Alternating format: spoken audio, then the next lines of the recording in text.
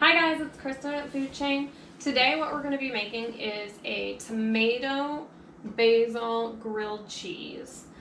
So we're going to use some fresh basil, we're going to use some fresh tomatoes, this is super summery, and then we're going to use some fresh mozzarella. So this is going to be different than a shredded mozzarella. We're going to slice this up. You'll see how we put this on our grilled cheese and it will melt really well. So we're going to set things aside. And to start off with, we're going to get some bread. So you can use sandwich bread. You can use any kind of bread you want. I had a loaf of bread, so I'm just going to cut off 2 pieces so that we can use that as our bread. So we're going to be using the serrated knife, and remember when we're cutting through the bread, we don't want to put a lot of pressure. You want to go slowly to begin and just saw back and forth, and it will cut very, very nicely. Remember the claw, so hold your bread and just go back and forth until you really get it started and go slowly. And you don't want to cut it too thick because we still want it to be able to heat all the way through so that the cheese that's going to be on the inside will melt. So if you have a piece of bread that's a little bit thicker, it's going to take a lot longer and you run the risk of burning the outside. So we've got 1, and you want to try and make the 2 pieces pretty even, and 2. So here we go, and I'm going to place them on a plate here while I put away my bread. And then I'm going to bring my plate over here. So what I like to do with my grilled cheese is to build it so that then when we take it over to the stove and it's time to heat it up, everything is already kind of put together. So we're going to put some butter on the outside. This is what's going to help these outside brown up. So what I'm actually using isn't real butter. This is a plant-based butter. So if you are lactose intolerant and you can't have butter, if you're vegan, you can find this, and it's spreadable. So we're just going to take a little bit and we're going to put it on our bread on both of the outside pieces. And you can use as little or as much as you want, but you definitely want to make sure that you do have butter or maybe olive oil on the outside, because that'll help it to brown up very nicely. Okay, so once we have that, then we're going to turn them over so that they're face down on the plate, and even though butter side's down, it's butter, it'll clean up pretty easily, and this way we can then start to make the sandwich. So after we have our bread sliced and buttered, we're going to move on to tomato, and we're going to prep all of the ingredients first and set them aside, and then I'm going to show you how to assemble our grilled cheese. So you can get, if you're growing tomatoes in your garden and you've got some fresh, you can go out into your garden and grab a tomato. Otherwise, you can find fresh tomatoes at the farmer's market, at Kroger, at Walmart, at most of our grocery stores. One thing about fresh produce that you buy from the grocery store, even the farmer's market, you definitely want to make sure that you wash it when you bring it home, and definitely before you cook with it. So we're going to use cold water, don't use hot water to wash off your veggies, and if you have a veggie spray that's a cleaner, it's going to be usually vinegar based. That just helps to get rid of any bacteria that might be on it. So we're going to rinse this off really quickly, and then I'm going to show you how to slice it. So now we've got our tomato, and you'll notice where the tomato is growing, right? There's the spot in the middle. We want to make sure to cut that out because it's really tough and it's not pleasant to eat. So you want to get a smaller knife, and you're going to hold this very carefully, and you want to angle your knife in and just kind of rotate the tomato and go in a circle just to cut out that inner core. So we're going to slice and just go slowly. It's okay if it takes a while and you have to like take your knife out and reposition it so that you can get out that center core, because sometimes it can be a little tough. And then just go around it again until you can pull it out. So here's that center core. It's not going to be very tasty, and it'll make it cutting the tomato a little bit easier. Since we have this now kind of flat side here where we've taken that out and this isn't going to move around, let's just turn the tomato upside down. You're going to claw your hand and go slowly and just make slices down. And we're just going to slice up this whole tomato and then choose the best slices that we want for our grilled cheese.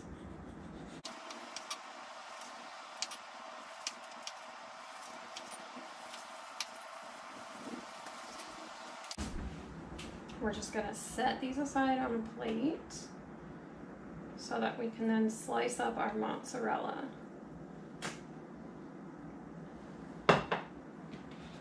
So now we've got our mozzarella. So fresh mozzarella usually comes in a ball like this or like a long log.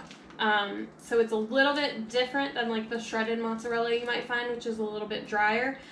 This is usually a wetter mozzarella, and you want to use it pretty close to opening it.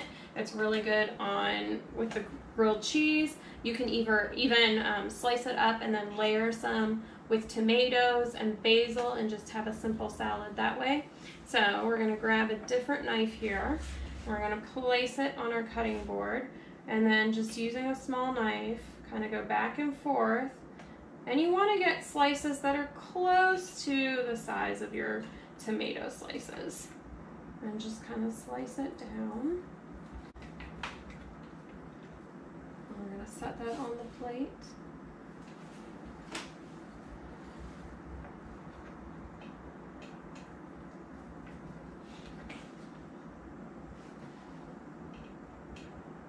So just like we did with, or we're going to do with the tomatoes, we'll just choose the best slices. So if it's kind of tough for you to slice this cheese evenly, that's okay. Do your best. You can even tear it with your fingers if you wanted to. I'm trying to keep it kind of uniform and in these slices because it makes it easier for it to melt instead of tearing it into bigger pieces, but that is definitely an option if you're having difficulty slicing it. Okay, now I'm going to set all this aside and then we're going to assemble our grilled cheese.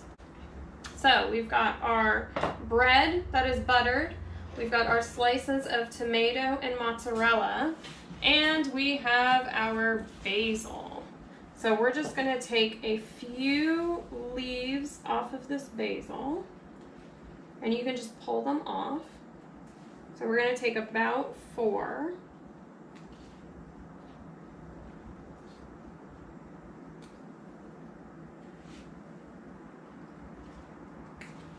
And we're going to set this aside. And so what we want to do is we want to have the cheese closest to the bread, because that way the heat will come through the bread and it will melt the cheese and make everything kind of stick together. So you can choose some of your slices of mozzarella to put on here. And if you have some thicker slices, that's okay. Then we're going to take 2 of the leaves of basil and we're going to put that on top. We're going to find 2 slices of tomato and place those on top of the basil. And then we're going to finish with 2 slices of mozzarella. And this one is actually pretty big, so I am just going to tear it in half and place it on top. Oops! So I forgot our other 2 pieces of basil, so I am just going to pop those on there. And then I'm going to take that piece of mozzarella that I tore up and I'm going to put it back on top. And I'm going to take this other piece of bread, pop it on top. So this is what our grilled cheese looks like without cooking. You can see it's kind of thick, but as the cheese melts, it'll kind of become a little bit more compact and packed down. So now we're going to go over to the stove, and that's where I will see you.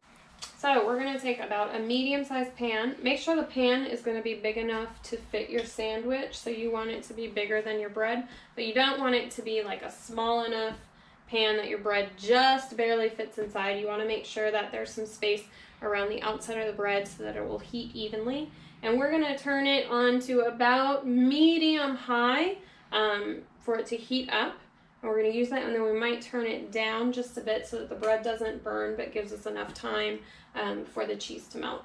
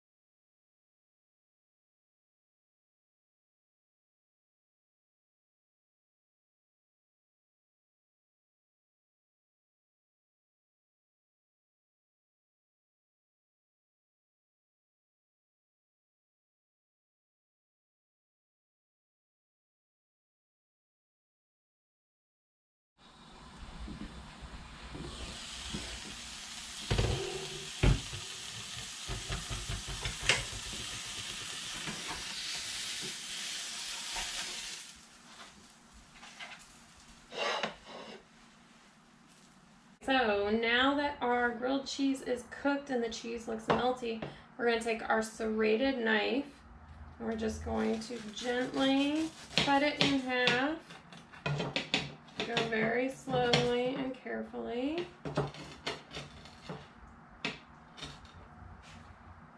And then as an extra little fancy topping, you can get this balsamic reduction. And so this is just going to add a little bit more flavor. And so we are just going to take and we're going to drizzle this across the top. Kind of go back and forth.